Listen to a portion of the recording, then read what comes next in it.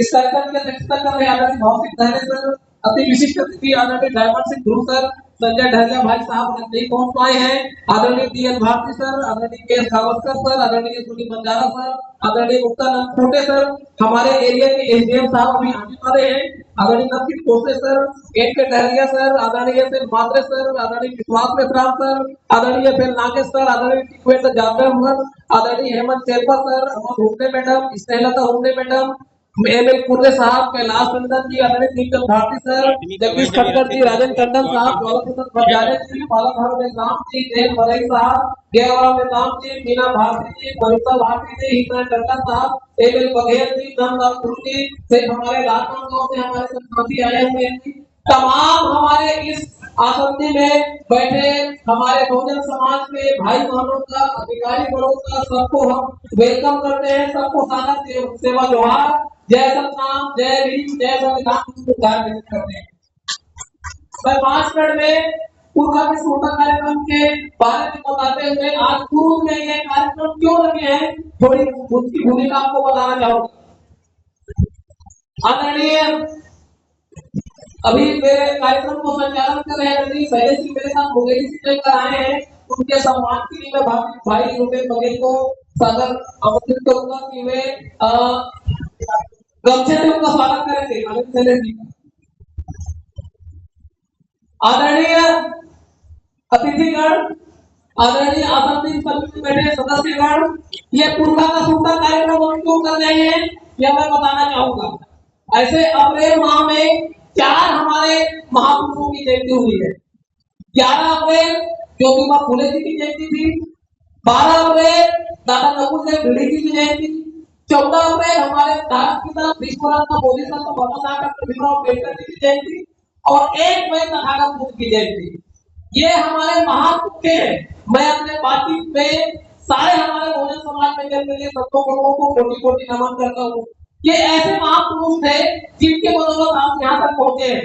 ज्योतिबा फुले जी 11 अप्रैल 1918 का जन्मदिन है।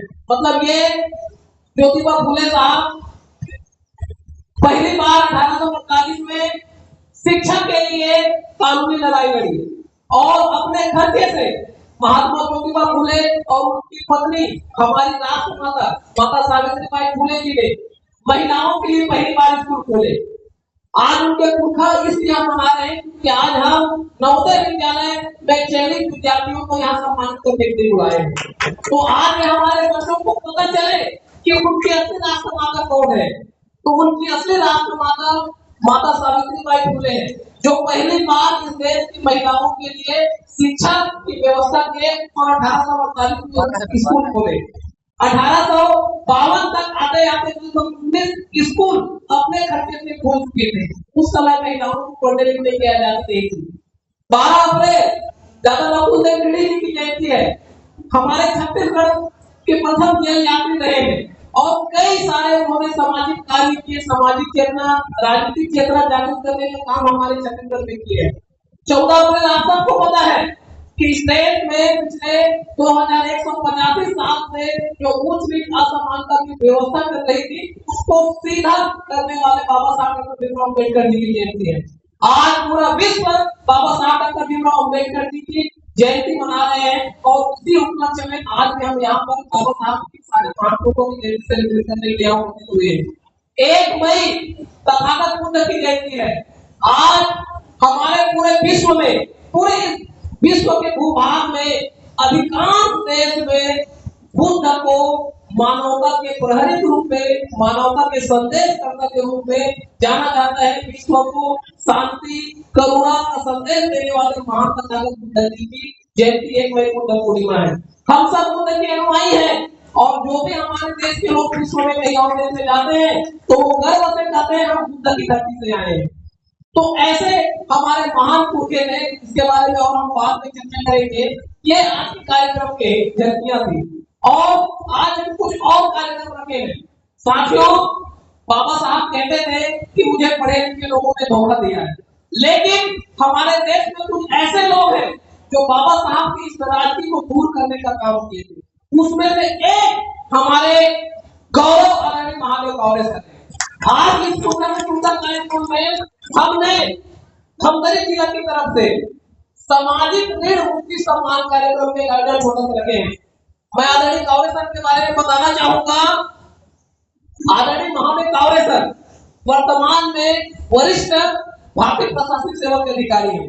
अभी कुछ समय पहले कमिश्नर रायपुर थे, उससे पहले कमिश्नर बिलासपुर रहे और तमाम हमारे छत्तीसगढ़ के जगह में शासकीय सेवा होती है और अभी वर्तमान में वो आयुक्त सहकारिता विभाग में और अभी सर इस माह के अंत में वो दूसरे पारी में प्रवेश करने जा रहे हैं। इसलिए आज हम उनका सम्मान के कार्यक्रम रखे हैं और सर का जो मार्गदर्शन है पूरे हमारे बहुजन समाज नहीं पूरे मानव समाज को मार्गदर्शन उनका सहयोग निरंतर मिलता है। इसलिए हम सब की जिम्मेदारी है कि ऐसे जो अवसर है उनका हम सामाजिक तौर पर पूरी तरीके से समाज के लोग इकट्ठा होकर उनका सम्मानित करें। इसलिए उनके लिए आज हम सामाजिक ऋण मुक्ति सम्मान रखेंगे। सब लोग सुनिएगा, सामाजिक ऋण मुक्ति मतलब हम समाज में जो कर्जा खाए हैं उस कर्जा को आदरणीय कावरे सर ने अपने सेवा काल में पूरा चुकाने का प्रयास किया है, थोड़ा बहुत नहीं।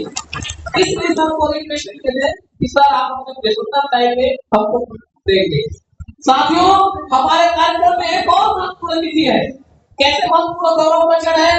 छत्तीसगढ़ हमारा एक शिक्षा के दृष्टि में थोड़ा सा अछूता राज्य रहा है। ये बहुत ही गौरव की बात है कि अभी भारतीय प्रशासनिक सेवा में दो हमारे समुदाय के होनहार चयनित हुए हैं भारतीय प्रशासनिक सेवा यूपीएससी की परीक्षा में। आदरणीय डायमंड सिंधु साहब और आदरणीय हमारे संजय गर्गे साहब। ये हमारे लिए बहुत ही गौरव की बात है। मैं अभी सर गाँव गए तो सर को लाने के लिए भरसवानी गाँव के रहने वाले हैं सर आदरणीय डायमंड सिंधु साहब। एकदम पिछड़ा गाँव है हमारे यहीं से लगा हुआ है हमारे गुरु से। अब यहाँ से चलकर वो जेएनयू में जवाहरलाल नेहरू यूनिवर्सिटी में वो अपनी एकेडमिक पढ़ाई पूरी की है और वहां से वो यूपीएससी के परीक्षा में वो चयनित हुए हैं। ये हमारे लिए बहुत बड़ी गौरव की बात है। ये इसलिए आज तक को यहाँ पर अतिथि के रूप में आमंत्रित किए हैं ताकि हमारे समुदाय को एससी माइनॉरिटी समुदाय के मानव हमारे समुदाय के जो बच्चे अभी नवोदय विद्यालय में चयनित हुए हैं वो इससे प्रेरणा ले सर से और वो खुद आईएएस आईपीएस जैसे पदों पे भविष्य में वो सुशोभित हो। हमारे बीच और इतने सारे तमाम हमारे अधिकारी को इकट्ठा इसलिए किए हैं क्योंकि हमारे समाज के लोगों को शिकायत करते हैं कि हमारे समुदाय के लोग सामाजिक कार्यक्रमों में नहीं आते। ये देखिए हमारे भी इतने बड़े बड़े ऑफिसर बैठे हुए हैं आदरणीय श्री माधव साहब, मतलब औद्योगिक कोर्ट में सर जज रहे हैं, पूरी उम्र न्याय देने में सर की निकली है। तो पूरे हमारे छत्तीसगढ़ के लोगों को श्रम विभाग में औद्योगिक विभाग में न्याय देने का काम किया है। इतने सारे हमारे अफसर हमारे बैठे हुए हैं, इनसे प्रेरणा लेकर हम अपने घर के बच्चों को हमारे बच्चों को ऐसे बड़े बड़े अफसर बनाने के लिए हम प्रेरित कर रहे हैं। ये हमारे कार्यक्रम का एक छोटा सा उद्देश्य था। इसके अलावा साथियों एवं अगर हमारे अतिथिगण, मैंने एक छोटी सी किताब लिखी है न्याय के इंतजार। ये किताब इसलिए लिखी है आज अपने महादेव कावरे सर खमतरी जिला की ओर से किताब का उनके हाथों से विमोचन कर रहे हैं। इसलिए इस कार्यक्रम की हम जनते तो हमारे मार्गदर्शन में कार्यक्रम के रूप में हम इसको शामिल किए हैं। ये किताब इसलिए जरूरी है क्योंकि 178 साल 1848 से लेकर 2026 तक का जो यहाँ के मूलवासी है भारत देश में जो जन्म लिए जो किन्हीं कारणों से पिछले 2200 सालों से वो पिछड़े रहे हैं, तो उनको कानूनी रूप से पढ़ने लिखने का अधिकार मिला और संविधान सभा में जब संविधान बनाने की बारी आई तो अनुसूचित जातियों के लिए, जनजातियों के लिए, पिछड़े वर्गों के लिए क्या क्या कानूनी प्रावधान किए और 1950 के बाद इस 76 साल में कैसे कानूनी रूप से देश संचालित होता है, इन सारी बातों को इस किताब में मैंने लिखने की कोशिश किया है। और इसमें तमाम सुप्रीम कोर्ट के जजमेंट, सब लोकसभा में जो विभिन्न आयोग की रिपोर्ट प्रस्तुत की जाती है, बहुत सारी नीतियां बनती है जिसका आम जनमानस से क्या प्रभाव पड़ता है उन सारे बातों को इसमें लिखने की कोशिश मैंने की है। तो ये जब आम लोगों के बीच जाएगा तो लोग अपने हक अधिकार को जानेंगे और वे लोगों के बीच में बहस करना सीखेंगे, डिबेट करना सीखेंगे। जो लोग बोलते हैं ये जो बहुजन समाज के लोग या वंचित समाज के लोग हैं वह लोग कुछ जानते नहीं है। तो ये किताब को पढ़ेंगे तो उनको ये बहस करने के लिए एक बढ़िया एक मटेरियल तैयार हो गए इस किताब के माध्यम से।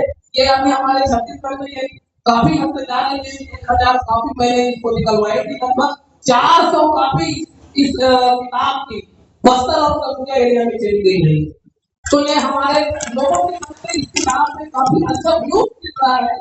तो ये जो किताब है आप लोग जरूर पढ़ें और जो पढ़े लिखे लोग हैं इस किताब को अपने पास रखें। और ये जैसे हमारे महापुरुषों की हम जयंती मनाते हैं, उस महापुरुषों की जयंती में आप इस किताब के जो ग्रंथ है उसको भाषण के रूप में भी उपयोग कर सकते हैं। और हमारे जो विरोधी विचारधारा के लोग हैं उनको आप जवाब भी दे सकते हैं।